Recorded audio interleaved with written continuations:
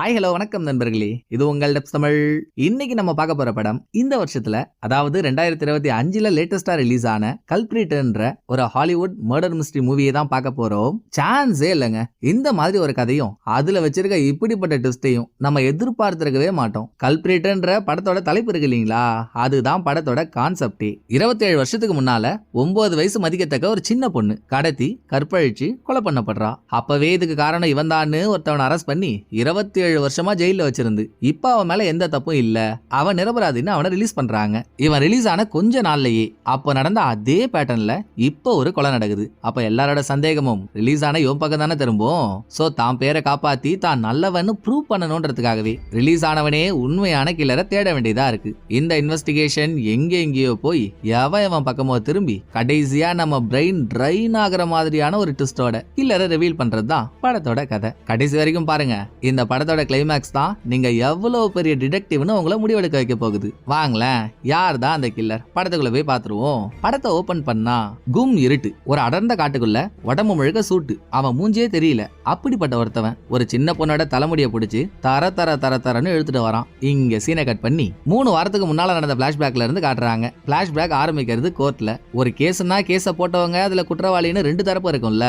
அந்த பக்கம் கேஸ் போட்ட தரப்புல ஒரு தாத்தா பாட்டி, அப்புறம் தாத்தாவோட தம்பி, நம்ம அவரோட பேரை அங்கிள்னு வச்சுப்போம். அடுத்து தாத்தா பாட்டியோட 2வது பொண்ணு, இவ பேரை ஹீரோயின் வச்சுக்கலாம். அவ குடும்பத்தோட சேரல, தனியா நின்னுட்டு இருக்கா. சோ இப்படி 4 பேரை காட்டிட்டு இந்த பக்கம் குற்றவாளி தரப்புல ஒரு தாடிக்காரரையும் அவரோட லாயரையும் காட்ட, தாத்தா பாட்டி தாடிக்காரர் மேல போட்டிருந்த கேஸ் பல வருஷமா நடந்துட்டு இருக்கு. இப்ப கேஸோட இறுதி கட்டத்துக்கு வந்துட்டாங்க. பல விதமான சாட்சிகள், ஏகப்பட்ட ஆர்குமெண்ட்ஸ், இதெல்லாம் அலசி ஆராய்ஞ்ச நீதிபதி, என் 30 வருஷ சர்வீஸ்ல ஒருத்தவனுக்கு இப்படிப்பட்ட அநீதி இழைக்கப்பட்ட நான் பார்த்ததே இல்ல.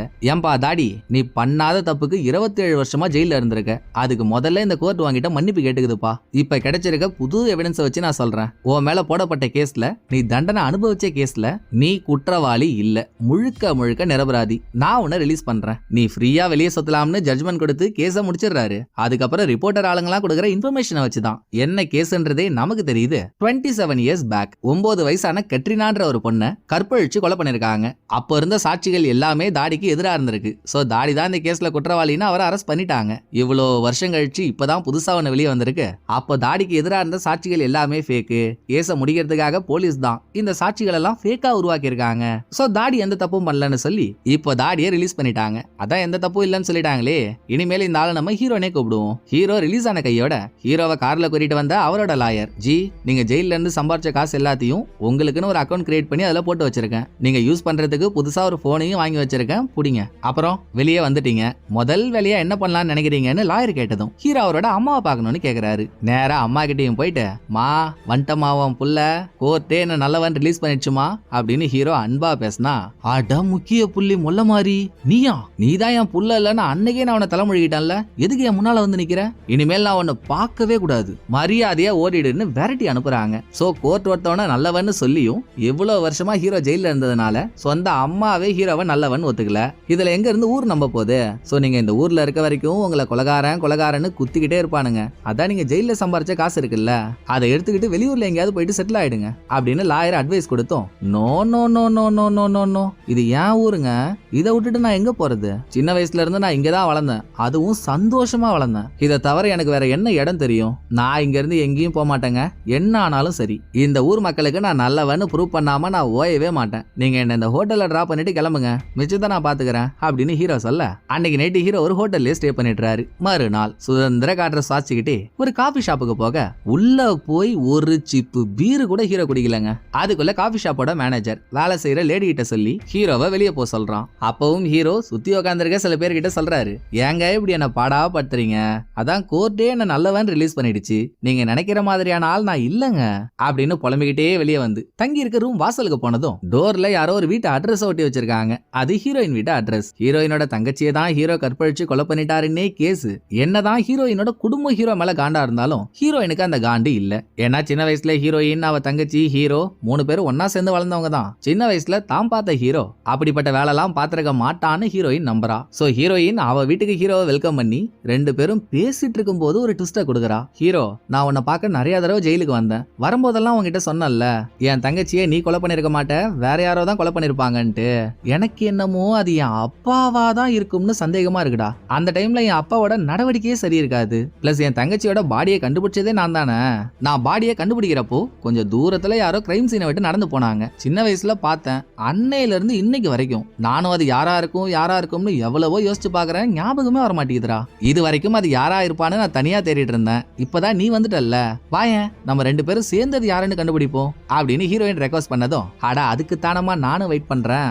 அவனை கண்டுபிடிச்சாதான் நான் நல்லவன்னு எல்லாருக்கும் நிரூபிக்க முடியும். சோ தாராளமா பண்ணிடலாம்னு சொன்னதோட நைட்டு ரூமுக்கு வந்து ஹீரோ தூங்கிடுறாரு. நடு ராத்திரியில எதிர்ச்சியா கண்ணை முழிச்சா நல்லா பழுது பார்க்காத எழுதுகோள் மாதிரி ஒல்லியா இருக்க ஒருத்தவன் ஹீரோவோட ரூம்ல கையில துப்பாக்கியோட உட்காந்துருக்கான். கண்ணை முழிச்ச ஹீரோவை சட்டை பேண்ட் எல்லாம் போட்டுட்டு கிளம்புன்னு வேற சொல்றான். யாரோ ஹீரோவை கொலை பண்ண சொல்லி இவனை அனுப்பிச்சிருக்காங்க. பட் ஹீரோ அவனை பார்த்து கொஞ்சம் கூட பயப்பில்லைங்க. எனக்கு தெரியும்டா, நான் வெளியே வந்ததும் இந்த மாதிரி எல்லாம் நடக்கும் நான் எதிர்பார்த்தேன் தான் அப்படின்னு கேஷுவலா பேசிக்கிட்டே சட்டை பேண்ட் எல்லாம் போட்டுக்கிட்டு வந்தவன் கூடவே கிளம்பி கார்ல போயிட்டு இருக்கப்போ ஹீரோவை கொலை பண்ண வந்தவனுக்கு அவனோட பொண்ணு கிட்ட இருந்து கால் வருது. போன் எடுத்து அன்பா அக்கறையா பேசிட்டு ஹீரோவை ஆள் இல்லாத ஒரு இடத்துக்கு கூட்டிட்டு போயிட்டு ஷூட் பண்ண போறப்போ ஹீரோ சொல்றாரு, நீங்க தாராளமா என்ன ஷூட் பண்ணுங்க, நான் சாகிறதுல எனக்கு எந்த பிரச்சனையும் இல்ல.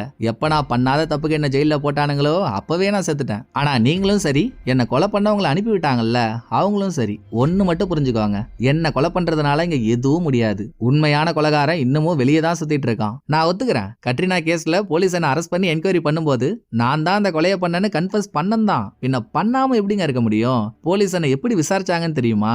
எனக்கு 14 வயசு, என்ன ஒரு இருட்டு ரூம்ல அடிச்சிட்டாங்க. சாப்பிட சாப்பாடு இல்ல, குடிக்க தண்ணி இல்ல. ஏதோ நான் அப்பப்ப மயக்கமாகாம இருக்கணும்ன்றதுக்காக ஒரு சொட்டு தண்ணி கொடுத்தாங்க. அப்ப எனக்கு அந்த ரூம்ல இருந்து வெளியே வந்தா போதும்னு தான் தோணுச்சு. அதுக்காக தான் நான் கொலை பண்ணேன்னு கன்ஃபஸ் பண்ணேன். நீங்களே யோசிச்சு பாருங்க, நான் கொலைகாரனா இருந்திருந்தா இத்தனை வருஷத்துக்கு அப்புறம் நான் நல்லவன்னு கோர்ட் என்ன ரிலீஸ் பண்ணுமா? உங்களுக்கும் ஒரு பொண்ணு இருக்கால்ல, என் கண்ணை நல்லா உத்து பாருங்க. சின்ன பொண்ணுங்களை கடத்தி கற்பழிக்கிற மொழி என் கண்ணில் தெரியுதா?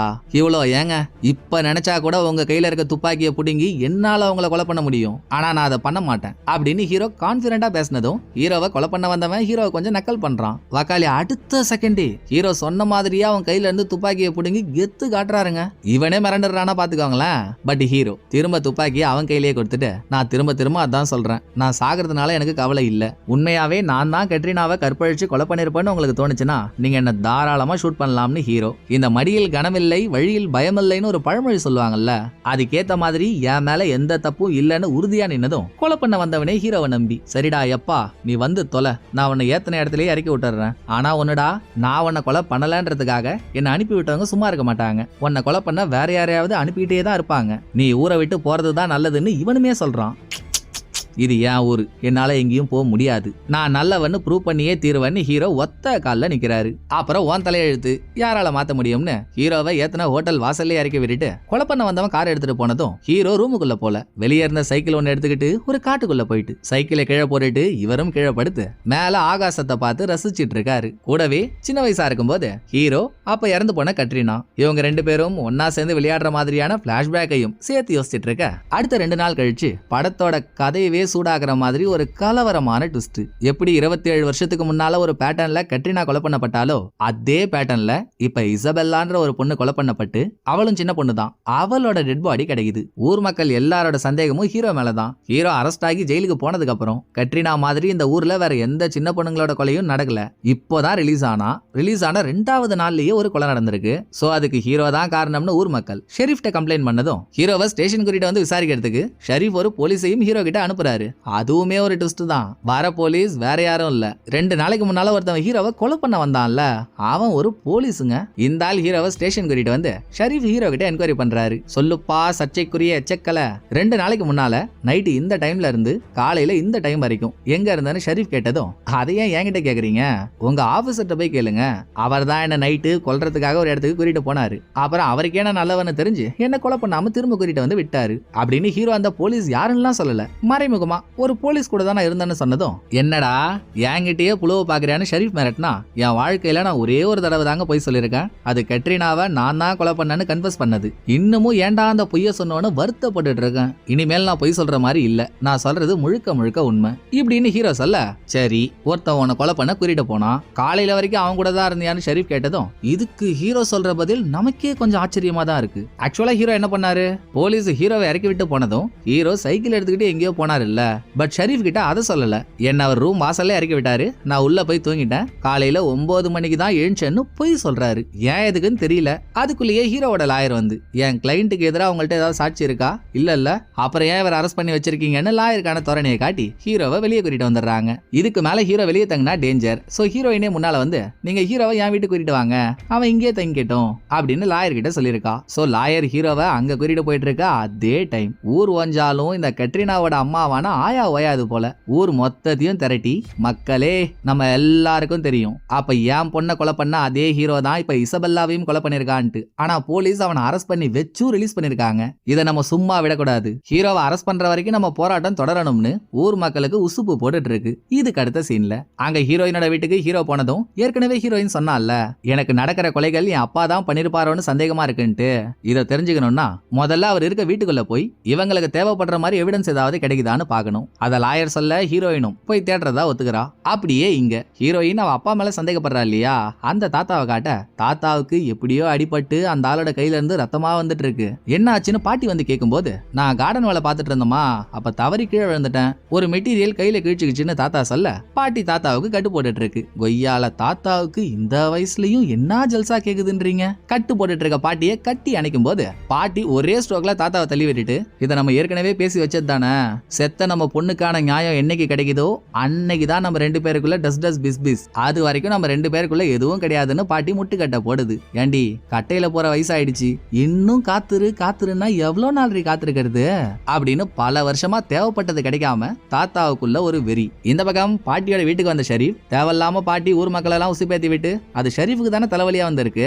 வீட்டுல தாத்தா அங்கிள்னு 2 ஆம்பளைங்க இருக்காங்களே, அவங்கள்ட்ட தனியா பேசி பாட்டி ஆஃப் பண்ணலாம்னு ஷெரீப் முயற்சி பண்ணா, இங்க நான் தான் குயின், நான் வைக்கிறது தான் சட்டம், அதை கப்பு சிப்புன்னு கேட்டுட்டு போறது தான் இவனுங்களோட விதி, நீங்க எது சொல்றதா இருந்தாலும் என்ன முன்னால வச்சுக்கிட்டே சொல்லுங்க அப்படின்னு பாட்டி என்ன தெனாவட்டா பேசுதுன்றீங்க. சோ இதுலயே வீட்டு ஆம்பளைங்க 2 பேரும் டம்மி பாவாசா இருக்கானுங்கன்றது கிளியர் கட்டா தெரியுது. எப்படியோ ஷெரீப் சொல்ல வந்ததை சொல்லிட்டு போயிடுறாரு. அதோட அந்த பக்கம் ஹீரோயின் இறந்து போன இசபெல்லாவை பத்தின இன்ஃபர்மேஷன் டிவி நியூஸ்ல ஓடிட்டு இருக்கு. அதை பார்த்துட்டு இருக்காங்க. நம்ம ஆல்ரெடி சொன்ன மாதிரி 27 வருஷத்துக்கு முன்னால கொலை பண்ணப்பட்ட கட்ரினாவும் இப்ப கொலை பண்ணப்பட்ட இசபெல்லாவும் ஒரே பேட்டர்ன்ல தான் டார்ச்சர் பண்ணப்பட்டிருக்காங்க. 2 பேரோட ரைட் சைடு கை, அப்புறம் லெஃப்ட் சைடு காலு, இது ரெண்டையும் கட்டி போட்டு வச்சிருந்த மாதிரி ஒரு மார்க் இருக்கு. பிளஸ் 2 பேருமே கற்பழிக்கப்பட்டிருக்காங்க. சோ ரெண்டையும் ஒரே ஆள் தான் பண்ணிருக்காங்கன்றதுல எந்த சந்தேகமும் இல்ல. ஹீரோ அந்த நியூஸை பார்த்துட்டு, எப்படிதான் இவனுங்களுக்கு எல்லாம் சின்ன பொண்ணுங்களை கொலை பண்ண மனசு வருதோ தெரியலையே அப்படின்னு ஃபீல் பண்ண, கூட இருந்த ஹீரோயினுக்கு ஹீரோ மேல ஒரு குட்டி கோண்டு டவுட். ஹீரோ ஏற்கனவே கோச்சிக்காத, எனக்கு உன் மேல நம்பிக்கைலாம் இருக்கு, ஆனா நீ என்கிட்ட இருந்து எதையும் மறைக்கல.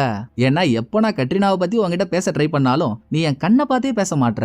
சோ ஏதாவது இருந்தா சொல்லுடான்னு ஹீரோயின் கேட்க, அட ஏமா நீ வேற தேவையில்லாத எதையாவது பேசிக்கிட்டு, இனிமேலும் நம்ம கம்முன்னு இருந்தா வேலைக்கு ஆகாது, நாளைக்கு காலையிலயும் உன் வீட்டுக்கு போயிட்டு உன் அப்பா தான் குற்றவாளியான்னு கன்ஃபார்ம் பண்ற மாதிரி எவிடன்ஸ் எதுவும் தேர்தான்னு பாப்போம். நைட்டு நீ தூங்கு, உங்ககிட்ட சைக்கிள் இருக்குல்ல, எனக்கு தூக்கம் வராது, நான் அந்த சைக்கிள் எடுத்துட்டு போயிட்டு சும்மா ஊர் சுத்திட்டு வரேன் அப்படின்னு ஹீரோ மட்டும் தனியா சைக்கிளோட கிளம்புறாரு. இதுக்கு அடுத்த நாள் ஹீரோயின் ஹீரோவை அவ அம்மா அப்பா வீடு கூட்டிட்டு போறா. சரிம்மா நீ வீட்டுக்குள்ள என்ன கிடைக்குதுன்னு பாரு, நான் கராஜ்ல போய் தேடுறதா சொல்லிட்டு ஹீரோ கராஜுக்கு போயிடுறாரு. தாத்தாவோட ஆபீஸ் ரூம்ல தேடிட்டு இருந்த ஹீரோயின் அங்க ஒரு சேஃப்டி லாக்கரை பார்த்துட்டு அதை திறக்கிறதுக்குள்ள நல்லா தலை வளராத தண்ணி பாம்பு மாதிரி இருக்கான்ல தாத்தா, அவன் என்ட்ரிய போட்டு ஹீரோயினுக்கு பக்க கிளப்பிடுறான். இருந்தும் ஹீரோயின் எனக்கு என்னோட பர்த் சர்டிபிகேட் வேணும், அதை எடுக்க தான் வந்தேன்னு சொல்லி சமாளிக்கிறா. அதெல்லாம் ஓகேமா, நீ ஏன் எங்களை விட்டு பிரிஞ்சு வாழ்ந்துட்டு இருக்க, நீ இல்லாம அப்பா எவ்வளவு கஷ்டப்படுறேன்னு தெரியுமா, அம்மாவும் உனக்கு எத்தனையோ தடவை கால் பண்ணிருக்காளாம், நீ மதிக்கவே இல்லையாமே, என்னம்மா உன் பிரச்சனைன்னு சென்டிமெண்ட் ஊசியை போட்டதும், ஐய எனக்கு இதை பத்திலாம் பேச டைம் இல்ல, நான் பர்த் சர்டிபிகேட் எடுக்க வந்தேன், நான் ஏற்கனவே உங்கள்கிட்ட சொல்லிட்டேன்ல, உங்கள்கிட்ட திரும்ப வரதை பத்தி நான் யோசிக்கணும், கொஞ்சம் டைம் கொடுங்கன்ட்டு, ஏன் சும்மா அதையே கேக்குறீங்க அப்படின்னு ஹீரோயின் கத்தி எந்த சேஃப்டி லாக்கரை ஹீரோயின் திறக்க போனாலோ அதையே தாத்தா திறந்து உள்ள இருக்க பர்த் சர்டிபிகேட் எடுத்து ஹீரோயின் கிட்ட கொடுத்துறாரு. நான் இங்க வந்த விஷயத்த அம்மா கிட்ட சொல்லாதன்றதையும் ஹீரோயின் சொல்றா. அடுத்து தாத்தா பாட்டி வீட்டுல இருந்து கிளம்பினதும் ஹீரோயின் கராஜுக்கு போக அங்க சிகார் பத்த வைக்கிற லைட்டர் ஒண்ண பாக்குறா. இதை எங்கேயோ பாத்துருக்கமேன்னு ஹீரோயினுக்கு உள்ள உறுத்துது. ஆனா எங்க பார்த்தோம்னு சரியா ஞாபகம் இல்ல. அந்த பக்கம் ஹீரோ கராஜ்ல இருந்து தாத்தாவோட பூட் 2ஐயும் கண்டுபிடிச்சு எடுக்கிறாரு. அதுல ஒரு ட்விஸ்ட் என்னன்னா, தாத்தா பூட்ல ரத்தக்கரை இருக்கு. மேபி தாத்தா இசபெல்லாவை கொலை பண்றப்போ அவளோட ரத்தம் கூட பூட்ல பட்டிருக்கலாம். செக் பண்ணி பார்த்தா தானே தெரியும். சோ ஹீரோ அங்கேயே பூட்டை ஒரு ஓரமா எடுத்துட்டு போயிட்டு அந்த பக்கமா திரும்பி என்னமோ பண்ணிட்டு இருக்காரு. ஹீரோயினும் ஒரு 10 செகண்ட் திரும்ப திரும்ப திரும்ப திரும்ப ஹீரோவை கூப்பிட்டுக்கிட்டே இருக்கா. ஹீரோ திரும்பவே இல்ல. கடைசியா வெறியாகி டேய் என்ன தாண்டா பண்றன்னு கத்துனதும் ஹீரோ பொறுமையா திரும்பி பூட்ல இருக்க ரத்தக்கரை எடுத்து பிளாஸ்டிக் கவர்ல போட்டுட்டு இருந்தோமா, ஏன் அதுக்குள்ள டென்ஷன் ஆகுறன்னு கூலா பேச, ஏதோ ஒன்னு இடிக்குது இதுன்ற டவுட்டோடி ஹீரோ ஹீரோயின் 2 பேரும் பூட்ல இருந்து எடுத்த பிளட் சாம்பிள லாயர் கிட்ட கொடுத்து இது யாரோட ரத்தம்னு லேப்ல செக் பண்ண சொல்றாங்க. இன்னொரு பக்கம் ஹீரோவை கொலை பண்ண வந்த கொலைகார காப்பு இருக்காருல்ல, அவரோட வீட்டுக்கு போன அங்கிள் ஹீரோவை கொல்ல சொல்லி இவர் அனுப்புனதே அங்கிள் தான். பாட்டி சொல்லி அங்கிள் இதை செஞ்சிருக்கான். பட் ஏன் இவங்க சொல்றதுக்கு காப் தலையாடுறாருன்னா, காப்போட அப்பா செத்ததுக்கு அப்புறம் அவரை படிக்க வச்சு நல்ல ஒரு நிலைமை கொண்டு வந்து போலீஸ் ஆக்குனதே அங்கிள் தான். சோ நன்றி கடன் பட்டதனால இவங்க சொல்ல வேண்டியதெல்லாம் செய்ய வேண்டியதா இருக்கு. இப்ப அங்க போன அங்கிள், ஏண்டா டேய், நல்லா உண்ணாவிரதம் இருந்த உடும்பு மாதிரி இருந்துகிட்டு நான் உன்னை அவனை கொலை பண்ண சொல்லி எவ்வளவு நாள் ஆகுது, இன்னும் கொலை பண்ணாம என்னடா பண்ற, நான் அவனுக்கு பண்ணதெல்லாம் மறந்து போச்சான்னு நியாயம் கேட்டதும், அட என்னங்க இப்படி எல்லாம் பேசுறீங்க, அதெல்லாம் இல்லங்க, நான் அவனை கொலை பண்றதுக்காக கூட்டிட்டு போனேன். ஆனா அவன் பேசுறதெல்லாம் பார்த்தா கெட்ரினாவை அவன் கொலை பண்ணிருக்க மாட்டான்னு தோணுச்சுங்க, அதான் அப்படியே விட்டுட்டேன். நீங்களும் கொஞ்சம் நல்லா யோசிச்சு பாருங்களேன்னு காப் சொன்னா, ஓஹோ வேலையை எனக்கு பார்த்துக்கிட்டு விசுவாசத்தை அவனுக்கு காட்டுறியா, இப்படியே பண்ணிட்டு இருந்தானா உன்னை நடு தெருவில் எப்படி நிறுத்துறதுன்னு எனக்கு தெரியும். 2 நாள் தான் உனக்கு டைம், ஷட்டரை சாத்திக்கிட்டு நான் சொன்ன வேலையை முடி அப்படின்னு ஒரே போடா போட்டுட்டு அங்கிள் போயிடுறான். அன்னைக்கு நைட்டு ரூம்ல தூங்கிட்டு இருந்த ஹீரோவுக்கு சரியா தூக்கம் வரல. எப்பவும் போல சைக்கிள் எடுத்துக்கிட்டு வெளியே வந்ததும் அந்த பக்கம் ரூம்ல தூங்கிட்டு இருந்த ஹீரோயினுக்கோ நம்ம தான் ஹீரோவை தப்பா புரிஞ்சுக்கிட்டோமோ, உண்மையாகவே ஹீரோ கெட்டவனா இருப்பானோ அப்படின்னு ஹீரோவை கெட்டவனா காட்டுற மாதிரி ஒரு கனவு. அது எந்த அளவுக்கு உண்மையோ, கனவுல இருந்து ஹீரோயின் திடுக்குன்னு கண்ண முழிக்கிறா. இந்த பக்கம் சைக்கிள் எடுத்துக்கிட்டு போன ஹீரோ ஆள் நடமாட்டம் இல்லாத ஒரு வீட்டுக்கிட்ட போயிட்டு அங்க ஒரு பிளாஷ்பேக்கை யோசிச்சு பாக்குறாரு. ஏற்கனவே ஹீரோவோட சின்ன வயசு பிளாஷ்பேக்ல ஹீரோ கெட்ரினா 2 பேரும் ஒன்னா ஜாலியா விளையாண்டுட்டு இருக்க மாதிரி நம்ம பாத்திருந்தோம்ல, அதோட அடுத்த கட்டத்துக்கு வந்தா விளையாட்டுக்கு நடுவுல அந்த பொண்ணு மேல ஹீரோவுக்கு ஆசை இருக்க மாதிரி ஹீரோவோட முகபாவனை அந்த பொண்ணு நோக்கி மாறுது. இதை நமக்கு தெளிவா காட்டுறாங்க. அங்க சீனை கட் பண்ணிட்டு காலையில வந்தா லாயருக்கு போன போட்ட ஹீரோயின், ஏங்க என் வீட்டுல ஹீரோவை நான் தங்க வச்சது தப்போன்னு இப்ப எனக்கு தோணுதுங்க. சின்ன வயசுல நான் பார்த்த ஹீரோ வேற மாதிரி இருந்தான், ஆனா இப்ப அவன் முழுசா மாறி இருக்கான். அவனை நம்புறதா வேணாமானே எனக்கு தெரியல, என்னங்க பண்றதுன்னு குழப்பமா பேசினதும், அம்மாடி இன்னமும் நீ சின்ன வயசுல பார்த்தா அதே ஹீரோ தான் அவன். அவனும் நம்மள மாதிரியே ஃப்ரீயா வெளியே சுத்தி இருந்தான்னா பழைய மாதிரியே இருந்திருப்பான். பட் 27 வருஷமா ஜெயிலுக்குள்ளேயே இருந்து ஜெயில் கம்பிய மட்டுமே எண்ணிட்டு இருந்தவன் கொஞ்சம் வித்தியாசமா தான் இருப்பான். அதுக்குன்னு நான் சொல்லிட்டேன்றதுக்காகலாம் அவனை வீட்டுக்குள்ள வச்சிருக்காத, உனக்கு விருப்பம் இல்லைன்னா சொல்லு, இப்பவே நான் அவனுக்கு வேற இடம் ஏற்பாடு பண்ணி தரேன் அப்படின்னு லாயர் சொல்ல, ரைட்டு நம்ம தான் ஏதோ குழம்பிட்டோம் போலன்னு ஹீரோயின் விட்டுறா. அடுத்த சீன்ல ஹீரோ ஹீரோயின் 2 பேரும் கட்ரினாவோட பாடி கிடைச்ச இடத்துக்கு போறாங்க. கட்ரினா செத்தப்போ ஹீரோயின் தானே பாடியை பார்த்தா, அப்ப கிரைம் சீன்ல இருந்து யாரோ நடந்து போற மாதிரி இருந்துச்சுன்னு சொன்னா. மிச்சபடி அவளுக்கு பெருசா எதுவும் ஞாபகம் வர மாட்டேங்குது. திரும்ப அதே இடத்துக்கு போனா ஒரு வேலை ஏதாச்சும் ஞாபகம் வரலாம்ல. தங்கச்சியோட பாடியை அங்க பார்த்ததுல இருந்து ஹீரோயின் இந்த பக்கம் வரவே இல்ல. இன்னைக்கு வாமா, நீ அங்க போனா உனக்கு ஏதாவது ஞாபகம் வரும் அப்படின்னு ஹீரோ தான் சொல்லி ஹீரோயினை அங்க கூட்டிட்டு போறாரு. அந்த டைம்ல இது ஹீரோயினோட வீடா இருந்துச்சு. பட் பொண்ணு செத்ததுக்கு அப்புறம் வீட்டை வித்துட்டாங்க. வீடு இப்போ கை மாறிடுச்சு. அப்படி பார்த்தா இது பிரைவேட் ப்ராப்பர்ட்டி தானே. அங்க ஹீரோ ஹீரோயின் வராங்கன்னதும் கொஞ்சம் தூரத்துல இருந்து இவங்களை பார்த்து எவனோ ஒருத்தவன் போலீஸ்க்கு கால் பண்ணி சொல்லிடுறான். இங்க கிரைம் சீனுக்கு வந்த ஹீரோயினுக்கு அப்ப இவ பார்த்த விஷயங்கள்லாம் கொஞ்சம் கொஞ்சமா ஞாபகம் வருது. அன்னைக்கு காலையில செம்ம பனி, 3-4 ஸ்டெப்புக்கு அப்புறம் எதிரில யார் நிக்கிறாங்கன்னே தெரியல, அந்த அளவு பனி. அதுல இவ வீட்டு பேக் சைடுல நடந்து வந்திருக்கா. அங்க தங்கச்சியோட பாடியையும் பாத்திருக்கா. முதல்ல அவ செத்துட்டான்னு ஹீரோயின் நினைக்கல, அவளோட கண்ணு திறந்தேதான் இருந்திருக்கு. உயிரோட தான் இருக்கான்னு நினைச்சு எவ்வளவோ எழுப்பியும் தங்கச்சி எழுந்திருக்கல. அப்படியே மேல நிமிந்து பார்த்தா பிளாக் கலர் கோட் போட்டுட்டு இருந்த யாரோ ஒருத்தவங்க அந்த இடத்தை விட்டு நடந்து போயிருக்காங்க. ஹீரோயினால அவங்க மூஞ்ச பார்க்க முடியல. இங்கேயும் ஒரு ட்விஸ்ட் இருக்கு. ஹீரோயின் நடந்து போற அந்த உருவத்தை மட்டும் பார்க்கல, தங்கச்சியோட பாடி கிடைச்ச அதே கிரைம் சீன்ல சிகார பத்த வைக்கிற ஒரு லைட்டரையும் பார்த்திருக்கா. தாத்தாவோட கராஜ்ல சிகார பத்த வைக்கிற லைட்டரை பார்த்துட்டு இதை எங்கேயோ பார்த்த மாதிரி இருக்கேன்னு ஹீரோயினுக்கு உறுத்தலா இருந்துச்சுல்ல. அதை இவ பார்த்தது தங்கச்சியோட கொலை நடந்த கிரைம் சீன்ல தான். இதை ஹீரோயின் சொல்லிட்டு இருக்கும் போதே அங்க வந்த கொலைகார காப், என்ன பண்ணிட்டு இருக்கீங்க 2 பேரும் இங்க, இது பிரைவேட் ப்ராப்பர்ட்டின்னு உங்களுக்கு தெரியாதா? ஆமா நீ ஹீரோயின் தானே, ஏமா உன் தங்கச்சியை இவன் தான் கொலை பண்ணான்னு உன் குடும்பமே கொதிப்புல இருக்கு, நீ என்னடான்னா இவன் கூட சேர்ந்து சுத்திட்டு இருக்க. என்னமோ நீங்க இங்க அத்துமீறி வந்திருக்கீங்கன்னு எனக்கு கால் வந்துச்சு, இனிமேல் இங்க இருக்காதீங்க. இவங்களை அனுப்பி விட்டுட்டு கையோட அங்கிளுக்கு போன போட்ட கொலைகார காப்ப, ஏயா நல்லா ஊட்டி வளர்த்த உலக உருண்ட மாதிரி இருந்துகிட்டு என்கிட்ட என்னமோ பெரிய லாடு மாதிரி பேசுன, இங்க என்னடான்னா உன் அண்ணன் பொண்ணு ஹீரோவோட சேர்ந்து சுத்திட்டு இருக்கா, முதல்ல அவங்க 2 பேரையும் பிரிக்கிறது எப்படின்னு பாரு, அப்பதான் ஹீரோவை எப்படி கொலை பண்றதுன்னு நான் பார்க்க முடியும் இப்படின்னு அங்கிள் கொடுத்த எல்லாத்தையும் கொலைகார காப் திருப்பி கொடுக்க, நைட்டு ஹீரோயினோட வீட்டுக்கு வந்த லாயர் அதிர்ச்சி மேல அதிர்ச்சி கொடுக்குறாங்க. தாத்தாவோட பூட்ல கிடைச்ச பிளட் சாம்பிள இவங்கள்ட்ட கொடுத்து டெஸ்ட் பண்ண சொல்லியிருந்தாங்க இல்லையா, டெஸ்ட் பண்ணதுல அது கடைசியா இறந்து போன இசபெல்லாவோட ரத்தம்ன்றது தெரிய வந்திருக்கு. அட பாவீங்களா, அப்ப என் உண்மையான அப்பா தான் கொலைகாரனா அப்படின்னு ஹீரோயின் ஷாக்ல இருக்கும்போது இங்க ஹீரோவை தேடி தாத்தா பாட்டி அங்கிள்னு 3 பேரும் வந்துடுறாங்க. பயந்து போன ஹீரோயின் லாயரையும் ஹீரோவையும் தோட்டத்துல ஒளிஞ்சுக்க சொல்றா. உள்ள வந்தவங்க ஹீரோ எங்கன்னு கேட்டு லபதிபான்னு கத்துறாங்க. பட் ஹீரோயின் கடைசி வரைக்கும் ஹீரோவை காட்டி கொடுக்கவே இல்ல. ஏண்டி நீ எல்லாம் உண்மையாவே எனக்கு பிறந்தவ தானா, ஹீரோ உன் தங்கச்சியை கொலை பண்ணவன், நீ என்னடான்னா அவன் கூட சேர்ந்து அவனுக்கு ஹெல்ப் பண்ணிட்டு இருக்க, உனக்குலாம் அசிங்கமா இல்லையான்னு பாட்டி பொங்கி எஞ்சதும், ஹலோ ஹலோ நீங்க நினைக்கிற மாதிரி எல்லாம் ஒன்னும் இல்ல, ஹீரோ அந்த கொலைய பண்ணல, வேற யாராவது பண்ணிருக்காங்கன்னு ஹீரோயின் சூசகமா சொல்றா. எல்லா கூந்தலும் தெரியும் உனக்கு, அப்ப இதுவும் தெரியுதான்னு பாரு அப்படின்னு பாட்டி சில பல ட்விஸ்டுகளை கொடுக்குது. உன் தங்கச்சி இறந்து போனால, அவ செத்ததுக்கு அப்புறம் போலீஸ்காரங்க ஹீரோவோட வீட்டுல இருந்து சின்ன பசங்களை பத்தின தப்பான பட கேசட்லாம் எடுத்தாங்க. இது இல்லாம அப்பப்ப ஹீரோ காட்டுக்குள்ள போய் சாத்தான வழிபடுறன்ற பேர்ல விலங்குகள் எல்லாம் வெட்டி கொலை பண்ணிருக்கான். அதெல்லாம் தெரியுமா உனக்கு அப்படின்னு பாட்டி கேட்டதும், என்ன சொல்றீங்க, கேஸ் ஃபைல்ல இந்த மாதிரி விஷயங்கள்லாம் இல்லவே இல்லையே இப்படின்னு ஹீரோயின் உறைஞ்சு போக, கரெக்ட் தான், இந்த விஷயம் எல்லாம் அப்ப வெளியே வரல, ஏன்னா அதுக்குள்ள உன் தங்கச்சியை கொலை பண்ணது ஹீரோ தான் அரெஸ்ட் பண்ணி அவனுக்கு தண்டனை கொடுத்து உள்ளேயும் போட்டுட்டாங்க. ஏற்கனவே தண்டனை அறிவிக்கப்பட்ட ஒருத்தவனை பத்தி திரும்ப திரும்ப பேசி என்ன ஆக போகுதுன்னு இந்த விஷயத்தை பெருசா வெளியே யாரும் சொல்லல, அதுக்குன்னு ஹீரோ கொலை பண்ணலன்னு ஆயிடுமா அப்படின்னு நல்லா இருந்த ஹீரோயினை குழப்பி விட்டுட்டு வந்த கும்பல் வந்த வழியை பார்த்து போயிடுது. இவங்க சொன்ன விஷயத்தெல்லாம் ஹீரோயினால ஹீரோ கிட்ட கேட்காம இருக்க முடியல. சோ ஒளிஞ்சிருந்த இடத்துல இருந்து ஹீரோ வந்ததும், இப்ப நான் கேட்கிற கேள்விக்கு நீ உண்மையை மட்டும் தான் சொல்லணும். என் தங்கச்சி செத்ததுக்கு அப்புறம் உன் வீட்டு கராஜ்ல இருந்து போலீஸ்காரங்க சின்ன பசங்களை பத்தின தப்பான பட கேசட்டை எடுத்தாங்களாம். நீ அந்த கேசட்டை வச்சிருந்தியான்னு ஹீரோயின் கேட்க, ஐயோ அதெல்லாம் நான் தான் குற்றவாளின்னு ஃப்ரேம் பண்றதுக்கு என்ன மாட்டி விட போலீஸே வச்சதுமா அப்படின்னு ஹீரோ ஒரு பதில போட, சரி நீ காட்டுக்குள்ள போய் சாத்தான வழிபடுறன்ற பேர்ல விலங்குகள் எல்லாம் விட்டிருக்கியாமே, இதுக்கு என்ன சொல்ல போறேன்னு ஹீரோயின் அடுத்த கேள்வி கணைய தொடுத்ததும், நானு சாத்தான வழிபடுறேன்னு விலங்குகளை வெட்டின, இதெல்லாம் அவங்க தான் சொல்றாங்கன்னு நீ எப்படிமா நம்புற, அதெல்லாம் கிடையாதுமான்னு ஹீரோ உழுந்து உழுந்து சிரிக்கிறாரு. இது சிரிப்பா இல்ல சமாளிப்பான்னு தெரியல. அதோட ஹீரோயினோட கேள்வியும் இன்னும் முடியல. இப்ப முடிஞ்சாலும் அடுத்த சீன்ல ஹீரோ குளிச்சுட்டு பாத்ரூம்ல இருந்து வெளியே வந்ததும் வாசல்லையே ஹீரோவை மடக்குனவ, எனக்கு இன்னொரு கேள்வி, என் வீட்டு கராஜ்ல ரத்தம் படிஞ்ச என் அப்பாவோட பூட் கிடைச்சது இல்ல, நீ கூட அதை ஓரமா எடுத்துட்டு போயிட்டு என்னமோ பண்ணிட்டு இருந்தியே, எத்தனையோ தடவை நான் உன்னை திரும்புன்னு சொல்லியும் நீ திரும்பவே இல்ல, அப்ப என்ன பண்ணிட்டு இருந்தான்னு ஹீரோயின் கேக்குறா. இதெல்லாம் ஒரு கேள்வியாமா, பூட்ல இருக்க ரத்த கரையை சிந்தாம செதறாம எடுக்கணும், அதுக்கு அங்க கரெக்டான டூல்ஸ் இருக்கான்னு தேடிட்டு இருந்தேன் அப்படின்னு ஹீரோ இதுக்கும் ஒரு பதில சொல்லி ஹீரோயின் ஆஃப் பண்ணிட்டு அன்னைக்கு நைட்டு எப்பவும் போல தனியா வீட்டுல இருந்து சைக்கிள் எடுத்துக்கிட்டு கிளம்பி ஒரு புதருக்கு பக்கத்துல வந்து உள்ள இருந்து ஒரு பாக்ஸ் எடுக்கிறாருங்க. பாக்ஸ் எடுக்கும் போதே ஹீரோவோட சின்ன வயசு பிளாஷ்பேக். ஹீரோ, ஹீரோயின், ஹீரோயினோட தங்கச்சி 3 பேரும் தனியா விளையாண்டுட்டு இருக்காங்க.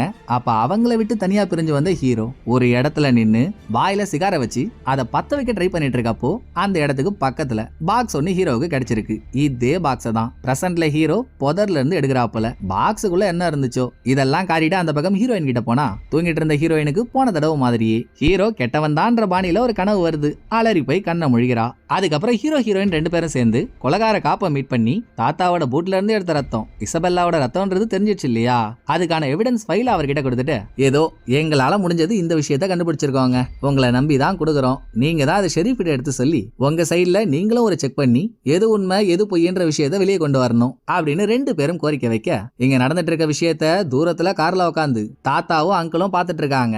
இது இல்லாம கொலை பண்ணப்பட்ட இசபெல்லாவோட அப்பாவும் ஹீரோ தான் நம்ம பொண்ணை கொலை பண்ணா நினைச்சுக்கிட்டு அவனுமே ஹீரோவை ஃபாலோ பண்ணிட்டு இருக்கான். என்ன பண்ண காத்திருக்கானோ தெரியல. அந்த பக்கம் கொலகார காப். இந்த ஆள் தான் ஆரம்பத்துல ஹீரோ இவர்கிட்ட பேசினதுக்கு அப்புறம் ஹீரோ எந்த கொலையும் பண்ணிருக்க மாட்டான்னு முழுக்க ஹீரோவை நம்புறாரு. சோ ஹீரோ கொடுத்த ஃபைலை ஷெரீஃப் கிட்ட காட்டி தாத்தா மேல டவுட் இருக்குன்னு சொன்னதும், அவனா ஏன்பா 20 வருஷம் எனக்கு அவனை தெரியும்பா, அவளா அதை பண்றதுக்கு ஒர்த்தே இல்லையே, இருந்தும் எவிடன்ஸோட எதையோ சொல்றீங்க, சரி என்னன்னு பாப்போம் அப்படின்னு ஷெரீஃப் சொல்லி முடிக்க, யாரு விட்டாலும் இந்த ஜாஃபர் கான் பேட்ட ஜக்கம்மா விடமாட்டா போல. அதான் பாட்டி ஹீரோவை தீத்து கட்டியே ஆகணும்னு பாட்டிக்கு ஒரு வெறி. சோ நைட்டோட நைட்டா ஹீரோயின் வீட்டுக்குள்ள புகுந்து தூங்கிட்டு இருந்த ஹீரோவை தட்டி எழுப்பி கொலை பண்றதுக்கு கார்ல ஏத்தி வேற ஒரு இடத்துக்கு கொண்டு போறாங்க. இந்த பக்கம் ஹீரோயினுக்கு காவலா அங்கிள வீட்லயே விட்டு போயிடுறாங்க. அந்த பக்கம் தாத்தா பாட்டியோட தனியா ஒரு இடத்துக்கு போன ஹீரோ போலீஸ் காப் கிட்ட பேசின மாதிரியே தான் அதே டெய்லர் அதே வாடகைன்ற கதையா, உங்க பொண்ண நான் கொலை பண்ணலங்க, நீங்க இவ்வளவு சின்சியரா இருக்கீங்கன்றதுக்காக எனக்கு தெரிஞ்ச உண்மை ஒன்னும் உங்கள்கிட்ட சொல்றேன். நாங்க உங்க வீட்டு கராஜ்ல தேடும் போது உங்க புருஷன் யூஸ் பண்ற பூட்ல இருந்து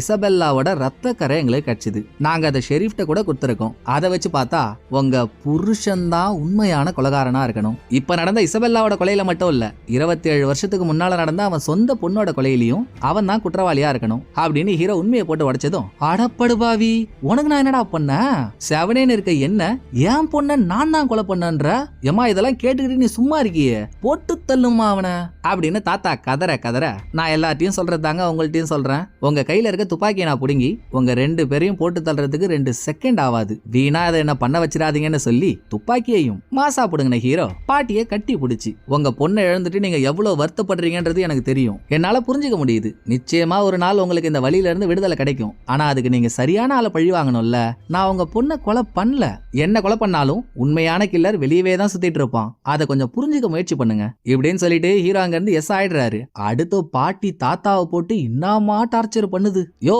கேட்டு கபோதி, ஒருத்தவன் கண்ணு முன்னாலே என்ன தள்ளி விட்டு ஓடுறான், ஆம்பளையா என்னதான் பண்ணுவ நீ, போயா அவனை போய் துரத்தி புடியா இப்படின்னு பாட்டி கத்துனதும் அது வரைக்கும் பாட்டியோட டார்ச்சர்லாம் தாங்கிட்டு இருந்த தாத்தாவால இதுக்கு மேல தாங்கிக்க முடியல. அடியே சொர்ணாக்கா, நானும் பாக்குறேன், கொஞ்சம் விட்டா நீ ரொம்ப ஓவரா போற. இன்னொரு தடவை என் முன்னால இந்த மாதிரி குரலை வசதி பேசின உன்னை 1000 துண்டா வெட்டி காகிதத்துல கட்டி கடல்ல கரைச்சிருவேன். மரியாதையா லிமிட்ல இருந்துக்கோன்னு சொல்லிட்டு இருக்கும் போதே இன்னொரு பக்கம் ஹீரோயினோட வீட்டுக்கு போன ஹீரோவை பார்த்ததும் அங்கிளுக்கு ஆயிடுது. தம்பி தம்பி என்ன எதுவும் பண்ணிடாதப்பா, நானே பாவம், தங்க இடம் இல்லாம திங்க சோறு இல்லாம என் அண்ணன் வீட்டுல அடைக்கலம் ஆயிருக்கேன். எனக்கு அடைக்கலம் கொடுத்தவங்க ஒண்ணு சொல்றப்போ நான் அதை பண்ணி தானே பாக்கணும். அதான் உன்னை கொலை பண்ண கூப்பிட்டதும் கூடவே வந்துட்டேன். ரொம்ப சாரிப்பா, என்னை விட்டனா இப்படியே ஓடி போயிடுவேன் அப்படின்னு கெஞ்சி கூத்தாடி அங்கிள் அங்க இருந்து ஓடிடுறான். அதுக்கப்புறம் தாத்தாவோட வீட்டுக்கு வந்த ஷரீப், ஏங்க உங்க கராஜ்ல உங்களோட பூட்ல ஏதோ ரத்தக்கரை இருக்கான், அது இசபெல்லாவோடதுன்னு சொல்றானுங்க, நான் அதை கொஞ்சம் செக் பண்ணி ஆகணும், போய் பார்த்துட்டு வந்துருவான்னு பெர்மிஷன் கேட்டதும், என்னங்கடா ஆளாளுக்கு என்ன பல்லு பிடிச்சு பாக்குறீங்களா, இப்ப சப்போஸ் அதுல ரத்தம் இருந்து அது இசபெல்லாவோடதா இருந்தா அப்ப என் பொண்ணையும் நான் தான் கொலை பண்ணேன்னு சொல்லுவீங்களா அப்படின்னு தாத்தா கொந்தளிச்சதும், சார் சார் இருங்க, நீங்களே ஏன் ஒரு முடிவுக்கு வரீங்க, இந்த இடத்துல நான் உங்க பொண்ணு கேஸ பத்தி பேசவே இல்லையே, தேவையில்லாம அதையும் இழுக்கிறீங்க, ஜஸ்ட் ஒரு டவுட் செக் பண்ணணும்னு தானே கேட்டேன், அதுக்கு ஏன் இவ்வளோ ஆவேசம், நீங்க இவ்வளோ ரியாக்ட் பண்ணதுக்கு அப்புறம் என்னால அந்த பூட்டை செக் பண்ணாம இருக்க முடியாது, நான் கண்டிப்பா செக் பண்ணியே தீருவேன்னு கராஜுக்கு போன ஷெரீஃப் பூட் எடுத்துக்கிட்டு அங்க இருந்து கிளம்பிடுறாரு. ஒரு பக்கம் இசபெல்லாவோட கொலையில எங்களுக்கு நியாயம் வேணும்னு ஊர் முழுக்க போராட்டம் நடக்குது. இன்னொரு பக்கம் பூட்டோட டெஸ்ட் ரிசல்ட் வந்துருச்சு. ஷெரீஃப் அதை பத்தி போன்ல பேசிட்டு இருக்காரு. கொலகார காப்பிட்ட ஷெரீஃப் பேசும்போது ரிசல்ட் பத்தின விஷயத்தை ஹீரோயினும் தெரிஞ்சுக்கணும்னு கொலகார காப் இவங்களுக்கு போனை போட்டு லைன்லயே வச்சிருக்க. அங்க ஒரு ட்விஸ்ட் என்னன்னா, ஹீரோ பூட்ல இருந்து எடுத்த பிளட் சாம்பிள லாயர் கிட்ட கொடுத்து லேப்ல செக் பண்ணதுல அது இசபெல்லாவோட பிளட்னு ரிசல்ட் வந்துச்சு, கரெக்டா? பட் இப்ப பூட்டை டைரக்டா எடுத்துட்டு போயிட்டு செக் பண்ணா அதுல இருக்கிறது இசபெல்லாவோட ரத்தமே இல்லன்னு ரிசல்ட் வந்திருக்கு. அது இல்லாம இசபெல்லாவோட கொலை நடந்த அன்னைக்கு இசபெல்லா சாகிறதுக்கு 2 மணி நேரத்துக்கு முன்னால இசபெல்லாவை ஹீரோ கூட பார்த்ததா லோக்கல் ஆள் எவனோ ஒருத்தவன் வாக்கு மூலம் கொடுத்திருக்கான். சோ ஷெரீஃப் கொலகார காப் கிட்ட ஹீரோவை அரெஸ்ட் பண்ணி கூட்டிட்டு சொல்ல இதத்தான் ஹீரோயின் போன்ல கேட்டாங்களே, இது என்னடா புது கதையா இருக்குன்னு ஹீரோயின் ஹீரோ கிட்ட கேக்குறா. பட் ஹீரோ அதை பத்தி எதுவுமே பேசல. ஹீரோவுக்குள்ள ஒரு ஆழ்ந்த சிந்தனை, ஏமா நீ ஒரு விஷயத்த நோட் பண்ணியா, அப்ப நடந்த கட்ரினாவோட கொலையிலயும் சரி இப்ப நடந்துட்டு இருக்க இசபெல்லாவோட கொலையிலயும் சரி 2 பொண்ணுங்களோட ரைட் சைடு கை லெஃப்ட் சைடு கால்ல எதையோ போட்டு கட்டின மாதிரி ஒரு மார்க் இருந்துச்சுல்ல, நான் உன் வீட்டு கராஜ்ல ஒரு டிவைஸ பார்த்தமா, அது பாக்குறதுக்கு எதுக்குமே யூஸ் ஆகாத சம்பந்தம் இல்லாத ஒரு டிவைஸ் மாதிரி இருந்துச்சு, ஒருவேளை அதுலதான் 2 பொண்ணுங்களையும் கட்டி போட்டு என்னமோ பண்ணிருப்பாங்களோ, பாயன் நம்ம எதுக்கு ஒரு 8 உன் வீட்டு கராஜ்ல போய் பார்த்துட்டு வந்துருவோம் அப்படின்னு சொன்ன ஹீரோ.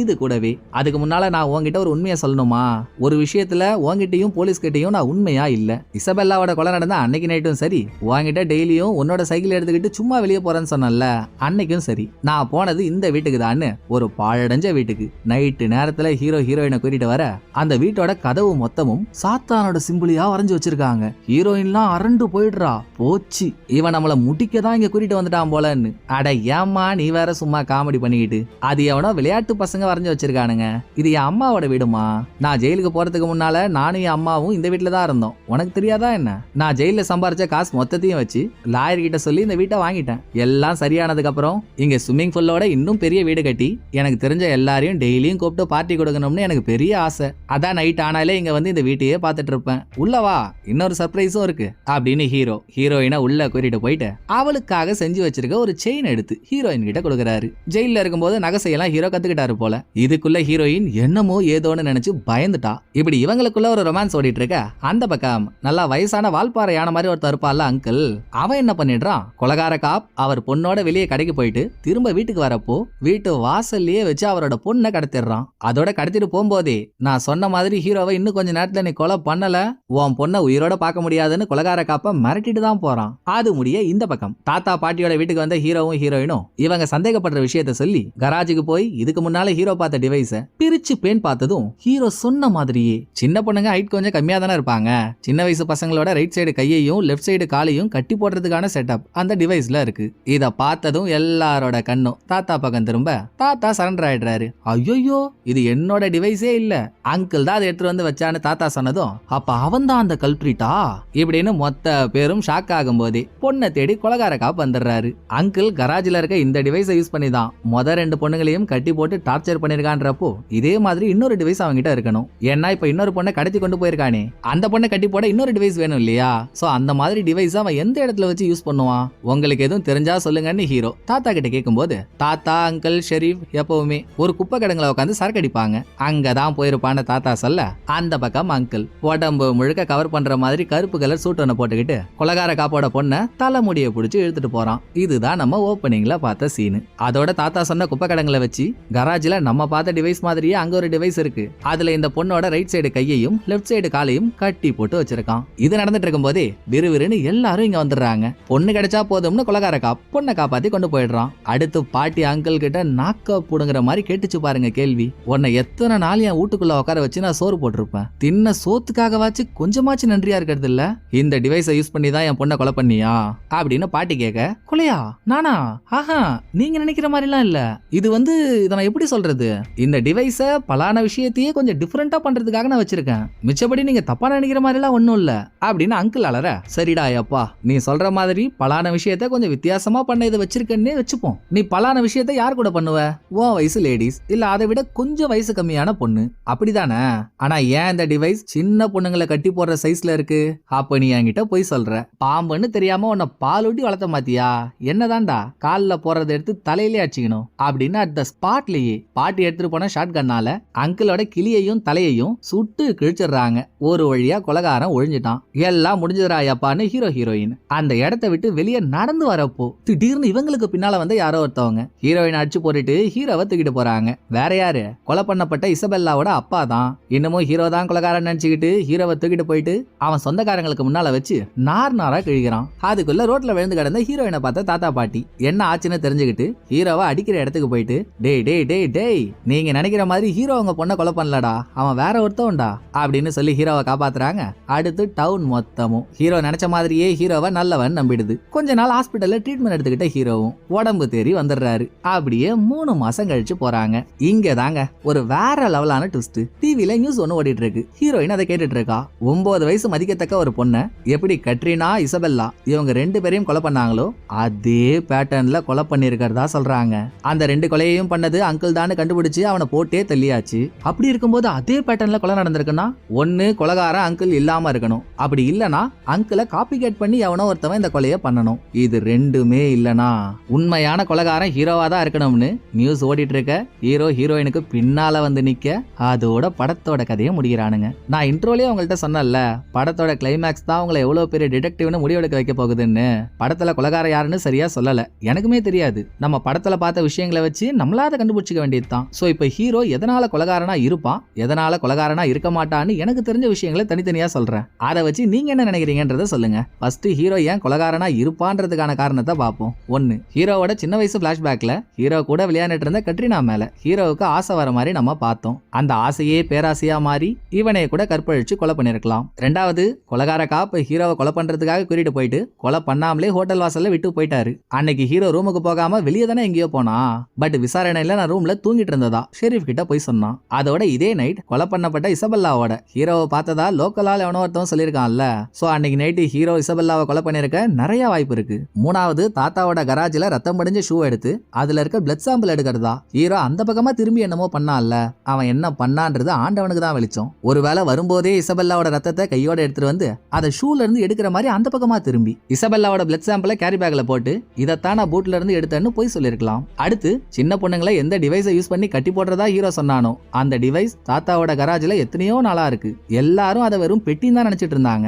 உள்ளுக்குள்ள இருந்து சில செட்டப்பை எடுத்தாதான் அது கட்டி போடுற டிவைஸ்னே தெரியுது. யாருக்குமே தெரியாத ஒண்ணு ஹீரோவுக்கு தெரிஞ்சிருக்குன்னா மேபி ஹீரோ அந்த டிவைஸை ஏற்கனவே யூஸ் பண்ணிருக்கலாம் தானே அர்த்தம். இது ஒண்ணு. கடைசியா அங்கிள் கொலகாரனாவே இருக்கான்னு வச்சுப்போமே. எந்த கொலகாரனாவது சொந்த அப்பனுக்கு முன்னாலேயே பொண்ணை கடத்தி கொண்டு போய் கற்பழிச்சு கொலை பண்ணுவானா? வாய்ப்பே இல்லல்ல. இதெல்லாம் ஹீரோ கொலகாரனா இருக்கலாம்ன்றதுக்கான காரணங்கள். இப்ப ஏன் ஹீரோ கொலகாரனா இருக்க மாட்டான்றதுக்கான காரணத்தை பார்ப்போம். கட்ரினாவோட கேஸ்ல ஹீரோவை அரெஸ்ட் பண்ணாங்க. சாட்சிகள்லாம் அப்ப ஹீரோவுக்கு எதிராக இருந்திருக்கு. 27 வருஷம் உள்ள இருந்திருக்கான் ஆளு. அதோட ஹீரோவும் பெரிய இன்ஃபுளுன்ஸான ஆள்லாம் இல்ல. பணம் பவர் இருந்தாலும் ஹீரோ எவிடன்ஸை மாத்தி வெளியே வந்துட்டாருன்னு சொல்லலாம். கிடையாது. போலீஸும் கோர்ட்டும் சாதாரணமான விஷயமா எடுத்தோம் கவுத்தோன்னு எதையும் முடிவெடுக்க மாட்டாங்க. அப்ப ஹீரோவுக்கு எதிரான எவிடன்ஸ் எல்லாம் ஃபேக்குன்னு நல்லா தெரிஞ்சதுனாலதான் ஹீரோவை குற்றவாளி இல்லைன்னு ரிலீஸே பண்ணிருக்காங்க. அப்ப ஹீரோ கட்ரினாவை கொலை பண்ணிருக்க சான்ஸ் இல்ல. 2, கொலகார காப் ஹீரோவை கொலை பண்றதுக்கு முன்னால ஹீரோவோட கண்ணை பார்த்து இவன் கொலகாரனா இருக்க மாட்டான்னு படம் முழுக்க நம்பினார் இல்ல. பொதுவாவே போலீஸ்காரங்களோட கண்ணு சந்தேக கண்ணு.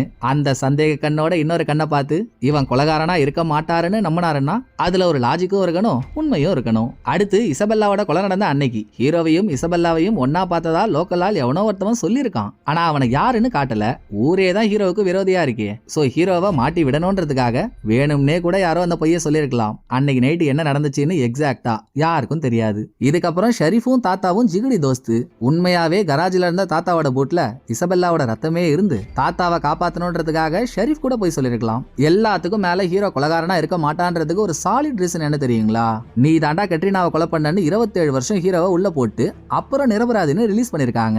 இத தாண்டி வந்தவன் அடுத்து ஒரு கொலை பண்ணுவானா? நிச்சயமா ஊர்ல இருக்க எல்லாரோட சந்தேகமும் இவன் மேலதானே திரும்பும். அதையும் கூட விடுங்க, ரெண்டாவது தெரியாம ஒரு தப்பு பண்ணிட்டான். அதுல யாரையாவது கோத்து ஒண்ணும்னு பார்த்து அங்கிளையும் கோத்து விட்டுட்டான்.